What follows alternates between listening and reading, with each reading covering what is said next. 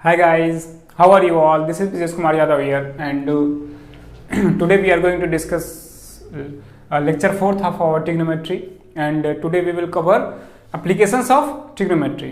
ठीक है, इसमें हम applications of trigonometry को कवर करने वाले अपने लेक्चर 4th में। इसके पहले जो 3 लेक्चर्स हमारे हुए हैं उसमें सबसे पहले लेक्चर में मैं आपको अगर एक ओवरव्यू दे दूं तो सबसे पहले लेक्चर में हमने कवर किया था कि ट्रिग्नोमेट्रिकल रेशियोज होते क्या है, एंगल्स क्या होता है, ठीक है, इनके बीच में क्या रिलेशंस होते हैं, ये कैसे किसी एंगल और ट्रायंगल की जो साइड्स होती हैं उनके बीच में ये कैसे रिलेशंस को एस्टेब्लिश करते हैं। फिर हमने सेकंड लेक्चर में देखा था कि ट्रिग्नोमेट्रिकल रेशियोज क्या होते हैं, उनके कुछ बेसिक्स एंगल्स को डिस्कस किया था, उन एंगल्स की क्या वैल्यूज होती हैं उसको डिस्कस किया था, ठीक है, उनके कॉम्प्लीमेंट्री एंगल्स के बारे में डिस्कस किया था कि साइन का कॉम्प्लीमेंट्री कैसे कॉस होता है, कॉस का कैसे साइन होता है, ठीक है, टेन का कॉट, कॉट का टेन, ठीक है। इस तरह से हमने उनको प्रूव भी किया था कि कैसे ये आइडेंटिटीज आती हैं, पूरा डीप में जाके उसको स्टडी किया था, उस पर क्वेश्चंस को भी सॉल्व किया था। फिर थर्ड लेक्चर में हमने देखा था कि ट्रिग्नोमेट्रिकल आइडेंटिटीज क्या होती हैं, वो 10 आइडेंटिटीज जो बेसिक 10 आइडेंटिटीज होती हैं कि sine square theta plus cos square theta equals to 1, और यहाँ से इसके 2 और डेरिवेटिव्स, फिर टेन का रिलेशन सेक के साथ, फिर कोसेक का रिलेशन कॉट के साथ, फिर टेन का रिलेशन और साइन और कॉस के साथ, ठीक है। तो ये कुल मिला करके जो हमारी 10 आइडेंटिटीज थी उनको कैसे रिलेट करते हैं एक दूसरे को और उनका प्रूफ कैसे होता है उसको भी हमने डिस्कस किया था, ठीक है, उनके प्रूफ्स को भी डिस्कस किया था। फिर हमने क्या किया था, उस पर क्वेश्चन को भी सॉल्व करके कंसेप्ट्स को क्लियर किया था कि कैसे इन आइडेंटिटीज को हम क्वेश्चंस में अप्लाई करेंगे, ठीक है। तो फाइनली हम आ गए हैं एक ऐसे स्टेज पे जहां पे हम क्या करेंगे, अपने रियल लाइफ में कैसे ट्रिग्नोमेट्री को यूज करना है उसको देखेंगे, ठीक है। तो इस वीडियो को प्लीज आप लास्ट तक देखिएगा, आपके बहुत सारे बेसिक कंसेप्ट जो हैं ट्रिग्नोमेट्री से रिलेटेड वो क्लियर हो जाएंगे इस लेक्चर में, ठीक है, और उनके एप्लीकेशन पार्ट्स को भी आप समझ पाएंगे कि कैसे हम कहीं पे भी अपनी रियल लाइफ में, अपनी रोज की जिंदगी में हम कैसे ट्रिग्नोमेट्री का यूज करते हैं, ठीक है, उनको हम यहाँ पे जानेंगे, ठीक है। तो लेक्चर शुरू करने से पहले एप्लीकेशन ऑफ ट्रिग्नोमेट्री मैं आपको कुछ छोटे जो 2 बेसिक पॉइंट्स उनको बता दूं कि एंगल ऑफ एलिवेशन क्या होता है और एंगल ऑफ डिप्रेशन क्या होता है, ठीक है। एंगल ऑफ एलिवेशन क्या होता है, तो एंगल ऑफ एलिवेशन होता है कि angle formed by the line of site. Line of site ये थोड़ा सा आपके लिए नया टर्म होगा कि लाइन ऑफ साइट क्या है, लाइन ऑफ साइट क्या होता है, ठीक है, डिस्कस करेंगे हम। लाइन ऑफ साइट क्या होता है बताते हैं। देखिए, लाइन ऑफ साइट वो लाइन होती है, एक इमेजिनरी लाइन होती है, ठीक है, ये कोई रियल लाइन नहीं, एक इमेजिनरी लाइन होती है जिसके पाथ को हम फॉलो करते हैं, देखते हैं, जिसके पाथ को हम क्या करते हैं, देखते हैं। जैसे अगर मैं आपको देख रहा हूं तो हमारी लाइन ऑफ साइट क्या होगी, मेरी आंख से लेकर आपकी जो भी मतलब अगर मैं आपकी आंखों को देख रहा हूं, ठीक है, अगर मैं आपकी आंखों में देख रहा हूं तो हमारी आंख और आपकी आंख को जो लाइन मतलब कनेक्ट करती है, ठीक है, इसी लाइन को क्या बोलते हैं हम, लाइन ऑफ साइट, ठीक है। जिस लाइन पे, साइट का मतलब क्या होता है, देखना, ठीक है, जिस लाइन के थ्रू हम किसी भी देख रहे हैं, ठीक है, जिस लाइन के थ्रू हम देख रहे हैं इसी लाइन को क्या बोलते हैं हम, लाइन ऑफ साइट, ठीक है। तो line of site with the horizontal angle formed by the line of site with horizontal point being viewed above the horizontal ground. ये अबव को हमने थोड़ा सा हाईलाइट किया हुआ, क्यों, क्योंकि यही अबव और बिलो, यही 2 डिफरेंस होता है क्या क्लासिफाई करने के लिए, एंगल ऑफ एलिवेशन और एंगल ऑफ डिप्रेशन को क्लासिफाई करने के लिए, ठीक है। जब लाइन ऑफ साइट और हॉरिजॉन्टल के बीच का जो एंगल होता है हमेशा ये वही एंगल होता है, चाहे वो एलिवेशन की बात करें या हम डिप्रेशन की बात करें, जो भी हमारा एंगल होगा, जो भी हमारा एंगल होगा वो हॉरिजॉन्टल लाइन और लाइन ऑफ साइट के बीच का होगा। लेट्स सपोज अगर मैं एक फिगर बनाता हूं, यहाँ पे ये हमारा क्या है, हॉरिजॉन्टल ग्राउंड ही मान लेते हैं, क्या है हमारा हॉरिजॉन्टल, या फिर कह लीजिए कि ग्राउंड, ठीक है, हॉरिजॉन्टल लाइन, ठीक है, हॉरिजॉन्टल लाइन या फिर ग्राउंड, और हमारी क्या होगी, एक और लाइन ऑफ साइट होगी, एक लाइन ऑफ साइट होगी। अगर हम ग्राउंड से ऊपर देखते हैं, किससे, हॉरिजॉन्टल लेवल से क्या देखते हैं, एबव, हॉरिजॉन्टल लेवल से एबव, मान लेते हैं कि हमारा यहाँ पे एक कोई टावर है, ठीक है, ये कोई एक टावर है, ठीक। अगर हम टावर को ऊपर देखते हैं, ठीक है, हम टावर के ऊपर देखते हैं, ठीक, इस पॉइंट को देखते हैं, तो यही हमारी ये लाइन क्या होगी, इसी लाइन को हम बोलते हैं लाइन ऑफ साइट, इसी लाइन को क्या बोलते हैं, लाइन ऑफ साइट, ठीक है। ये हमारा हॉरिजॉन्टल है, ये हमारा टावर है, ठीक है, हॉरिजॉन्टल लाइन और लाइन ऑफ साइट, ठीक है, लाइन ऑफ साइट और हॉरिजॉन्टल लाइन के बीच में जो हमारा एंगल होता है इसी एंगल को क्या बोलते हैं हम, एंगल ऑफ, इसी एंगल को क्या बोलेंगे हम, एंगल ऑफ एलिवेशन। ठीक है, इसी एंगल को क्या बोलेंगे हम, एंगल ऑफ एलिवेशन।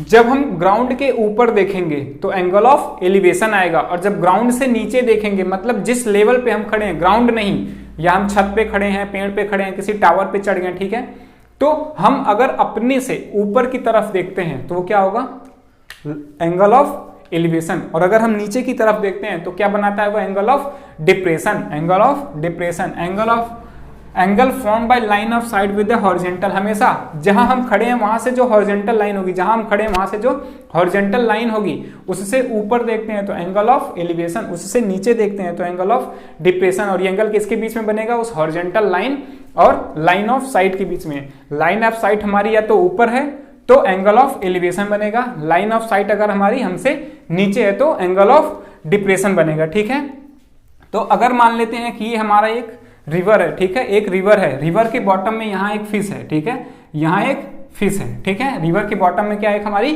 फिश है, हम यहाँ पे खड़े हैं, हम यहाँ पे खड़े हैं, ठीक है, लेट सपोज कि हम यहाँ पे खड़े हैं, ये हम हैं, ठीक है, अच्छा, अच्छे लग रहे हैं, बहुत अच्छे लग रहे हैं, ठीक है, ये हम हैं।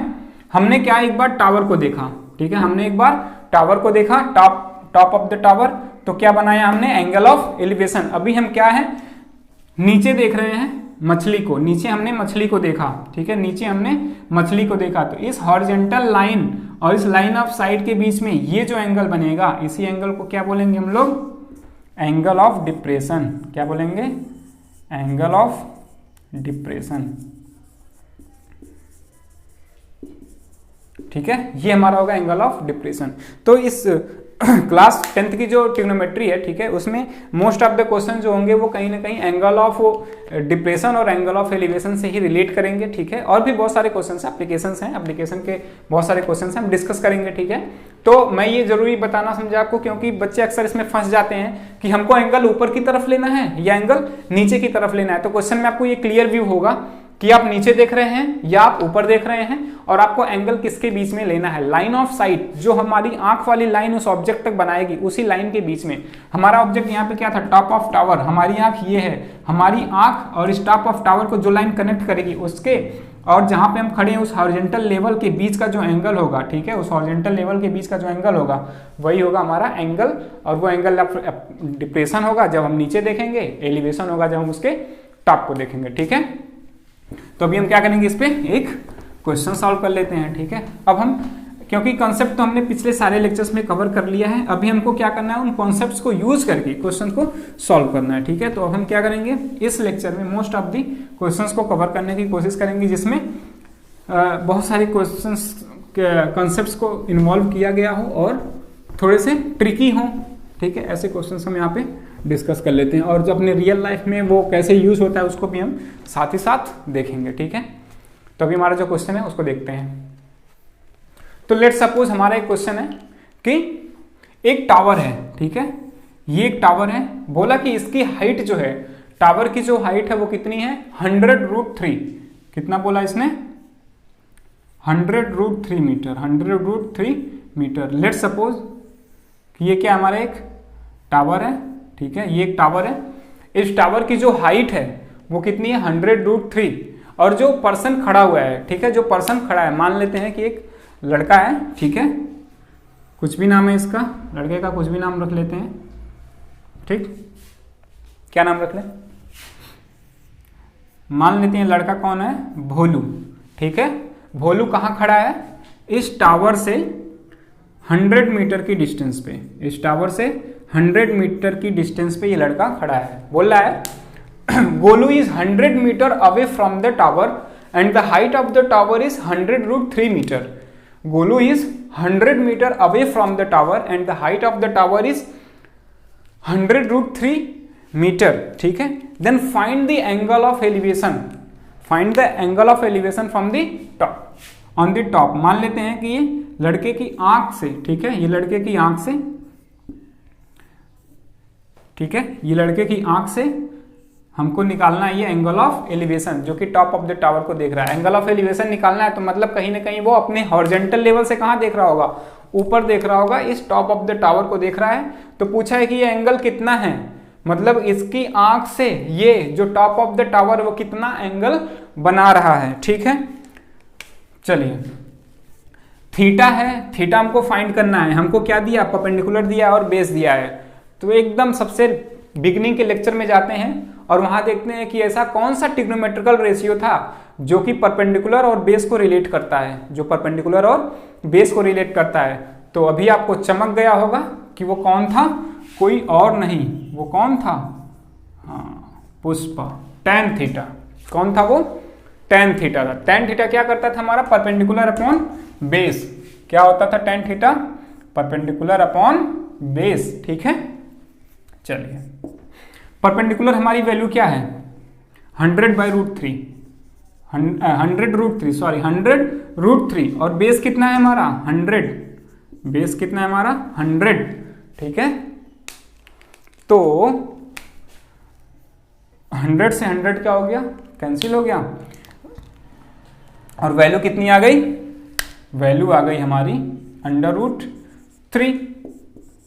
tan थीटा इक्वल्स √3 हमने सेकेंड लेक्चर में कवर किया था कि अगर tan थीटा इक्वल्स टू √3 है तो थीटा कितना होगा 60 डिग्री, क्योंकि हमको पता है, क्या पता है, tan 60 कितना होता है √3 और tan 30 कितना होता है, बताइए। चलिए कमेंट में बता दीजिएगा कि tan 30 कितना होता है।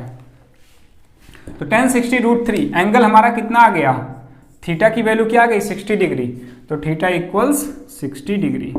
ठीक है, तो ऐसे हम क्या करते हैं, इसको फाइंड करते हैं कि जो हमारा भोलू था वो टावर से 100 मीटर दूर खड़ा था और उसने टॉप ऑफ द टावर को देखा। तो पूछा कि चलो भाई बताओ कितने का एंगल बना रही थी उसकी आंख टॉप ऑफ द टावर के साथ। तो कितने का एंगल बना रही थी वो, 60 डिग्री का एंगल बना रही थी। ठीक है, तो ये इस तरह के होते हैं हमारे एप्लीकेशन पार्ट्स। ठीक है, तो अभी हम क्या करेंगे, और भी क्वेश्चंस देखते हैं, अच्छे अच्छे क्वेश्चंस देखते हैं। ठीक है, तो अब एक क्वेश्चन हम देखते हैं कि मान लेते हैं कि एक रिवर है। ठीक है, एक रिवर है, कौन सी रिवर है,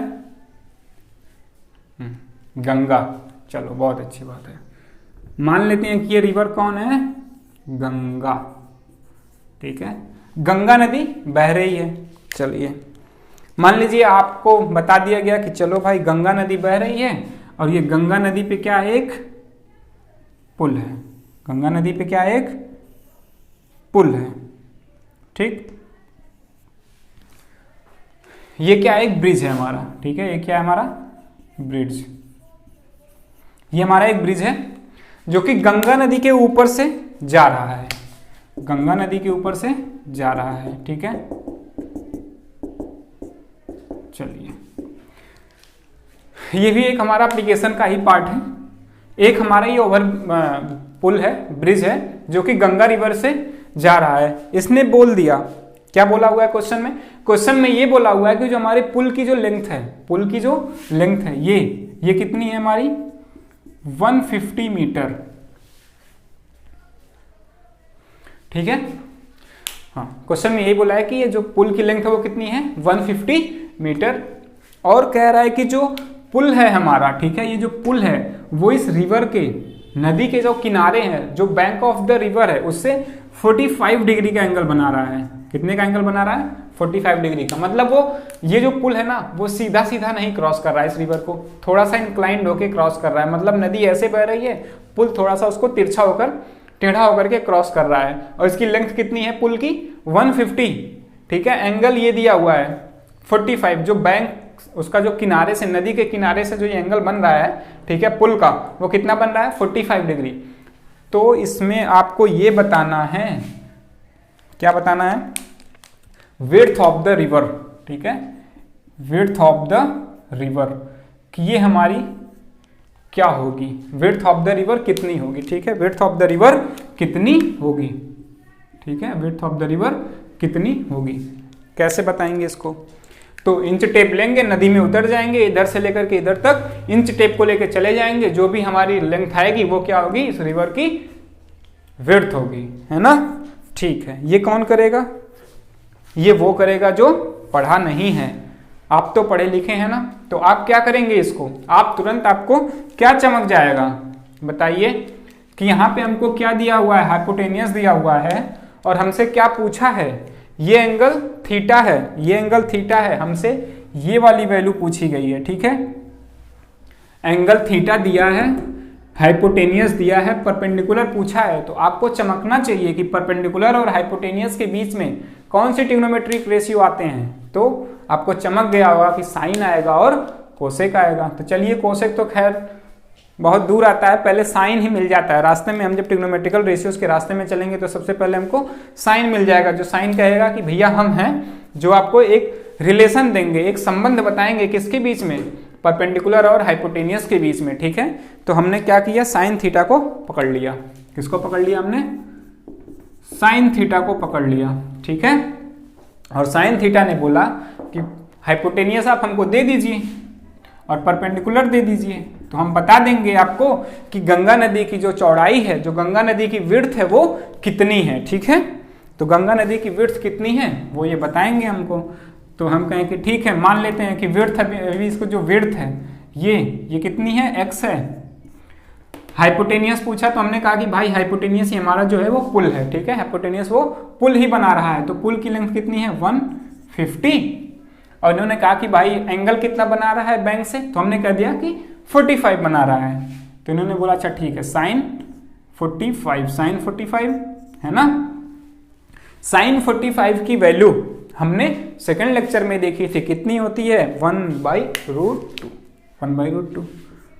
चलिए, कमेंट में आप लोग एक चीज बता दीजिएगा कि अगर साइन 45 1/√2 होता है तो cos 45 कितना होता है। ठीक है, जरूर बताइएगा, आप बताएंगे, हम आपके कमेंट को लाइक करेंगे। ठीक है, अगर आप सही होंगे तो कि cos 45 की वैल्यू कितनी होगी। ठीक है, चलिए, ये कितना आ जाएगा, x/150। ठीक है, इसको हम क्या करेंगे, इधर ट्रांसफर कर देंगे तो x की वैल्यू निकल आएगी। x की वैल्यू क्या आ जाएगी, 150/√2। 150/√2। इसको अगर हम थोड़ा सा और सॉल्व कर लें तो वैल्यू क्या आ जाएगी हमारी, देखिएगा। 150 को क्या लिख सकते हैं, 75 × 2 और डिवाइडेड बाई √2। ठीक है, 2 को क्या लिख सकते हैं, 75 × 2 को क्या लिख सकते हैं, √2 × √2 और डिवाइडेड बाई √2 है ना। तो √2 से एक √2 कैंसिल हो जाएगा, क्या आ जाएगी वैल्यू हमारी, वैल्यू आ जाएगी हमारी 75/√2। ये भी आंसर सही है, ये भी आंसर सही है, ये भी आंसर सही है, सब सही है। ठीक है, आना कितना चाहिए, 150√2 या फिर कह लीजिए 75√2। तो जो हमारी गंगा नदी की जो विड्थ आई वो कितनी आई, 75/√2। एग्जैक्ट आपको निकालना है तो √2 की वैल्यू कितनी होती है, 1.414। इससे इसको मल्टीप्लाई कर लीजिएगा, वैल्यू आ जाएगी। लेकिन आपको एग्जामिनेशंस में इतना नहीं करना है, अगर आपको एक बेस्ट आंसर निकालना है, ठीक है, तो वो है 75√2। और अगर आपको करेक्ट आंसर तक ही रहना है तो आंसर आपका 150/√2। ठीक है, चलिए, तो इस तरह से ये भी हमारा एक एप्लीकेशन का ही पार्ट होता है। तो अभी हमको बिना नदी में इस पार से इस पार गए हुए हमको क्या पता चल गया, नदी की विड्थ कितनी है। ठीक है, तो यहाँ भी ये ट्रिग्नोमेट्री का एक एप्लीकेशन पार्ट है। चलिए, ठीक है, तो अभी हम क्या करेंगे, एक और क्वेश्चन देख लेते हैं जो कि फ्रीक्वेंटली बोर्ड एग्जाम्स में पूछे जाते हैं। ठीक है, और वो ये होता है कि कभी वो कार को दौड़ा देंगे, कभी भोलू नाम के लड़के को दौड़ा देंगे, तो कभी सूरज को ही एक जगह से दूसरी जगह पहुंचा देंगे। ठीक है, तो एक क्वेश्चन और हम देख लेते हैं, जो हमारा क्वेश्चन देखते हैं क्या है। क्वेश्चन ये है कि चलिए, एक टावर है, क्वेश्चन समझिएगा, क्वेश्चन को मैं लिख नहीं रहा हूं क्योंकि क्या होता है ना कि बहुत ही उसकी जो सेंटेंस होते हैं काफी लंबे होते हैं, तो मैं आपको क्वेश्चन समझा रहा हूं। बेसिकली पढ़ने का मेन मोटिव क्या होता है कि आपके कंसेप्ट क्लियर होने चाहिए। तो क्वेश्चन कुछ इस तरह का है कि एक टावर है, क्या ये एक टावर है, ठीक है, सूरज कहीं यहां था, ठीक है, ये क्या हमारा सूरज है, नहीं नहीं, आपके घर का लड़का सूरज नहीं, ये सन है, ठीक है, सन। ये कौन है? सन है, ठीक। जब सन इसके पीछे है तो इस टावर का शैडो किधर बनेगा? इस साइड बनेगा। इस टावर का जो शैडो होगा वो कहीं इस साइड बनेगा, ठीक है। सन उसके पीछे है, इसका जो शैडो होगा, जो इस टावर की परछाई होगी, कहीं इधर बनेगी, ठीक है। तो कह रहा है क्वेश्चन में कि एट ए गिवन टाइम, किसी एक टाइम पे, ठीक है, जो इसके टावर का जो शैडो है वो हॉरिजॉन्टल के साथ, ठीक है, इस टावर का जो शैडो है वो हॉरिजॉन्टल के साथ कितने डिग्री का एंगल बना रहा है? कितने डिग्री का एंगल बना रहा है? लेट सपोज 60 डिग्री, ठीक है, या फिर 45 डिग्री, चलिए ले लेते हैं। कितना ले लेते हैं? 45 डिग्री। ये कितना एंगल बना रहा है? 45 डिग्री। किसी एक टाइम पे मान लेते हैं एक टावर है, किसी एक टाइम पे सूरज यहाँ पे है तो इसने परछाई बनाई, इस टावर ने अपनी परछाई बनाई। परछाई कैसे बनेगी इस टावर की? ये इसकी परछाई होगी, ठीक है, और वो कितने डिग्री का एंगल बना रही है? 45 डिग्री का एंगल बना रही है।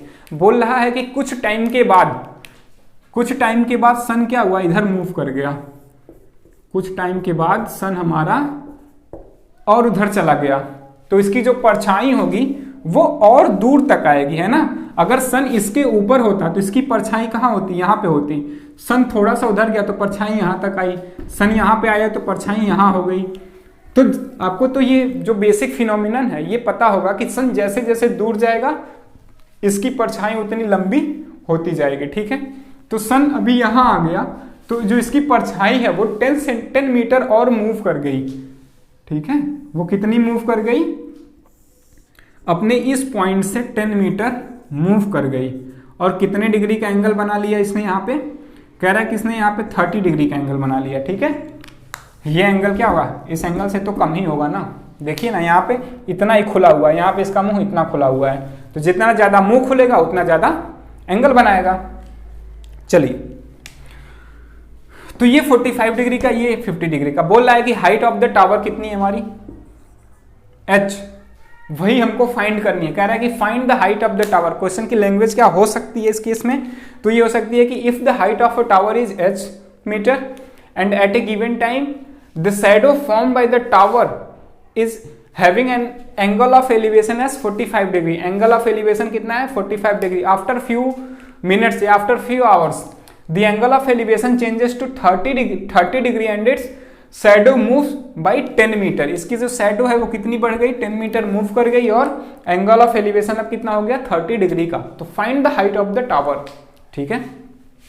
तो अभी हाइट ऑफ द टावर मान लेते हैं कि ये जो लेंथ है वो हमारी x है, यहां से लेकर यहां तक हमारी लेंथ कितनी है? x है, ठीक है। तो अभी हमको किस में रिलेशन चाहिए? इन दोनों में रिलेशन चाहिए। तो परपेंडिकुलर और बेस, परपेंडिकुलर और बेस में रिलेशन कौन देता है? तो tan भैया। कौन देता है? tan भैया देते हैं।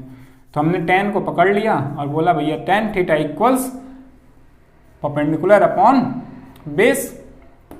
थीटा की वैल्यू कितनी है? 45। tan 45 इक्वल्स परपेंडिकुलर कितना है हमारा? h। ये कितना है हमारा? x, ठीक है। तो अभी हमारा s तो निकल नहीं पाएगा। क्यों? क्योंकि हमको x भी निकालना है, h भी निकालना है, ठीक है। रिलेशन देख लेते हैं इनके बीच में क्या आती है। tan 45 की वैल्यू क्या होती है? 1 h अपॉन x, ठीक है। ये तो हमने एज्यूम किया था x, ये हमारी अननोन है h, दोनों ही अननोन है, हमको कुछ नहीं मिला। x को इधर ट्रांसफर कर लेंगे, क्या हो जाएगा? x equals h। वैल्यू तो नहीं मिली लेकिन एक रिलेशन जरूर मिल गया। वैल्यू नहीं मिली लेकिन एक रिलेशन ये मिला कि ये जो हाइट ऑफ द टावर है और इस टावर की जो पहली बार परछाई बनी थी, दोनों की जो लंबाई है वो कितनी है? सेम है।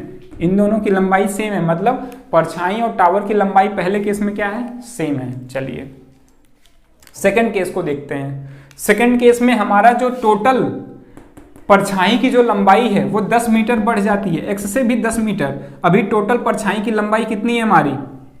10 प्लस x, और हाइट तो टावर की वही है। एंगल ऑफ एलिवेशन क्या है हमारा? 30 डिग्री। चलिए देखते हैं। तो tan 30 डिग्री, tan 30 डिग्री क्या होगा? Perpendicular upon base. अभी बेस इतना नहीं है, बेस हमारा इतना है क्योंकि हमारा जो ट्रायंगल है वो ये नहीं है, ये है, ठीक है।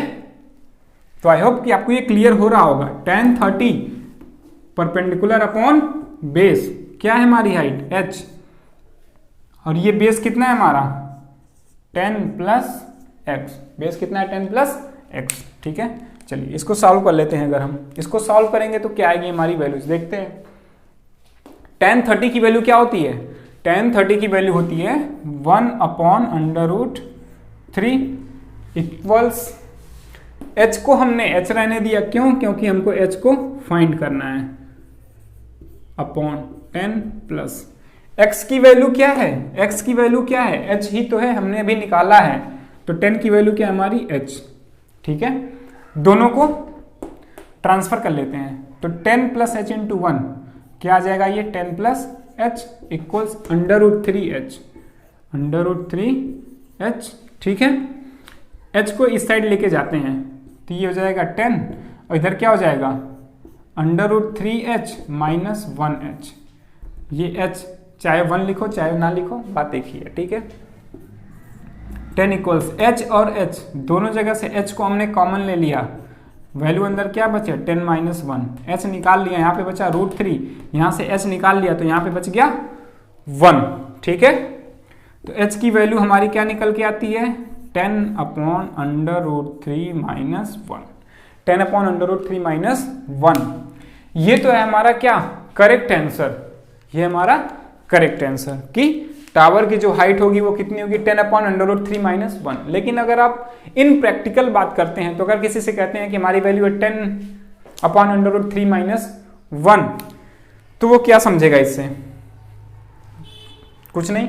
तो मैथमेटिक्स में इसको क्या करते हैं हम रैशनलाइज करते हैं, रैशनलाइज करेंगे तो क्या आएगी वैल्यू हमारी, देखिएगा 10 upon under root 3 minus 1 multiply करते हैं, रैशनलाइजेशन में क्या करते हैं अंडर रूट 3 प्लस 1 और अंडर रूट 3 प्लस 1, यही तो करते हैं। क्या करते हैं जो यहाँ साइन होती है उसको अपोजिट करके ऊपर नीचे दोनों मल्टीप्लाई कर लेते हैं रैशनलाइजेशन में, ठीक है। तो ये क्या आ जाएगा 10 अपॉन अंडर रूट 3 प्लस 1, ठीक है, अंडर रूट 3 प्लस 1 और divided by a minus b, a plus b क्या हो जाएगा a minus b into a plus b, आपने पढ़ा है पॉलिनोमियल में, ठीक है, मैंने ही आपको बताया है पॉलिनोमियल में क्या a minus b into a plus b क्या होता है a square minus b square, इस केस में क्या हो जाएगा a और ये b, तो अंडर रूट 3 का स्क्वायर माइनस 1 का स्क्वायर, अंडर रूट 3 का स्क्वायर कितना होगा 3, 1 का स्क्वायर 1, तो कितना हो जाएगा ये 10 अंडर रूट 3 प्लस 1 और डिवाइडेड बाई 3 माइनस 1 2, आंसर क्या निकल के आएगा 5 under root 3 plus 1, 5 under root 3 plus 1, तो ये हमारी हाइट निकल के आती है, ठीक है। और ये वैल्यू लगभग कितनी होगी 3 प्लस 1 अंडर रूट 3 प्लस 1 कितना हो जाएगा 2 पॉइंट, रूट 3 की वैल्यू क्या होती है 1.73, 1.73 प्लस 1 2.73, 2.73 इंटू 5 कितना जाएगा 2.73 इंटू 5 2 जा और 13 समथिंग 13.5 और 6 के आसपास आएगा, ठीक है। तो 13.56 के आसपास इसकी लेंथ होगी, टावर की लेंथ कितनी होगी 13.6, हाँ ठीक है, बुक में आपके 13.6 है, तो 13.6 के आसपास ये वैल्यूज होंगी, ठीक है। अगर आप एग्जैक्ट कैलकुलेट करेंगे तो 1.73 जो होती है रूट 3 की वैल्यू होती है उसको आप मल्टीप्लाई करिएगा, आपका आंसर आ जाएगा एग्जैक्ट आंसर, ठीक है। तो 13.5 आप मान सकते हैं। तो ये हमारा ऐसे एप्लीकेशन का पार्ट सॉल्व होता है। अब देखते हैं इस क्वेश्चन में, अभी और थोड़ा सा डिस्कस कर लेते हैं, इस क्वेश्चन को थोड़ा और डिस्कस करते हैं। अभी तो था सूरज की बात, ठीक है, मान लेते हैं इस क्वेश्चन को वो कैसे घुमाएगा, चेंज कैसे करेगा। सोल्यूशन सब कुछ ऐसे ही होने वाला है, बस चेंज वो क्या करेगा कह देगा आपसे, ठीक है। थोड़ा सा यहाँ पे जगह बना लेते हैं, ठीक है। वो आपसे क्या कहेगा क्वेश्चन में, ठीक है, वो कहते हैं ना बुलाती है मगर जाने का नहीं, तो क्वेश्चन में वो क्या कहेगा कि लेट सपोज कि यहाँ पे कौन था भोलू, ठीक है, यहाँ पे कौन था भोलू, भोलू ने यहाँ पे पॉइंट ए पे खड़ा था और टॉप ऑफ द टावर को देखा और 30 डिग्री का एंगल बना रही थी उसकी आंख, किससे टॉप ऑफ द टावर से, और वो कुछ इतने दूरी पे खड़ा था, कुछ भी मान लेगा x या something what ever it may be, ठीक है। ये बोलेगा कि उसके बाद वो टावर की तरफ चलना शुरू किया, ठीक है, टावर की तरफ चलना शुरू किया। ये पहला केस बन जाएगा। दूसरा केस ये बनेगा, पहला केस ये बनेगा कि ये टावर की तरफ चलना शुरू किया और यहां पे आके ये रुक गया, यहां पे आके रुक गया और फिर इसने देखा कि टॉप ऑफ द टावर को, अब इसकी आंख जो है वो 45 डिग्री का एंगल बना रही है, तो फिर वो क्या कर लेगा, या तो x पूछेगा या तो h पूछ लेगा। ये था सेकेंड टाइप का क्वेश्चन, ठीक है।